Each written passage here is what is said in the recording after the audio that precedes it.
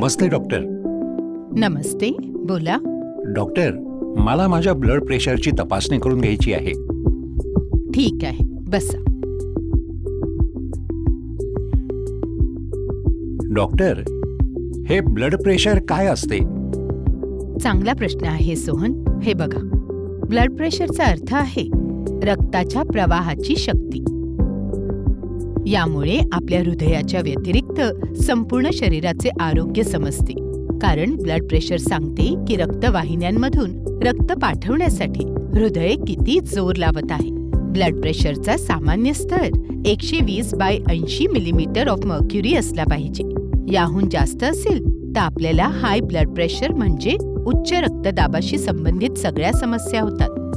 अच्छा, म्हणूनच उच्च रक्तदाबाला सायलेंट किलर म्हणतात. हो, आणि यामुळेच उच्च रक्तदाबाला फार गंभीरपणे घेतले पाहिजे. याचा इलाज करणे अत्यंत आवश्यक आहे, कारण याचे बाहेरून कोणतेही लक्षण नसते, पण ते आतल्या सर्व अवयवांची हानी करते. याचा परिणाम अत्यंत मंद गतीने होतो, म्हणूनच त्याला सायलेंट किलर म्हणतात. अच्छा, म्हणूनच ब्लड प्रेशरचे औषध रोज घ्यावे लागतात का? ब्लड प्रेशरचे औषध डॉक्टरांच्या सल्ल्यानेच घेतले पाहिजे.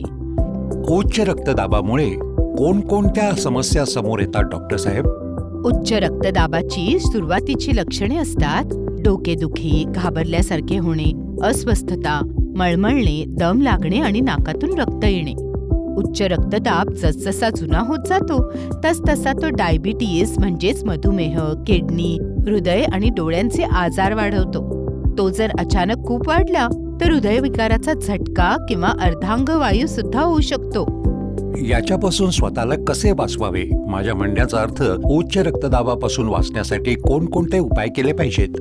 लठ्ठपणा होऊ देऊ नये. नियमितपणे व्यायाम करावा.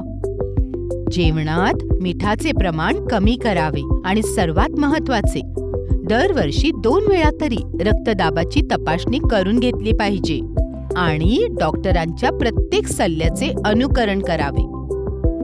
सगळ्यात महत्त्वाची गोष्ट म्हणजे prevention is better than cure, म्हणजेच उपचारापेक्षा प्रतिरोध अधिक चांगला. थँक्यू डॉक्टर साहेब. You are welcome Sohan. आपण सांगितलेल्या गोष्टी मी आता आणखीन लोकांनाही सांगेन. पुन्हा भेटू. नमस्कार.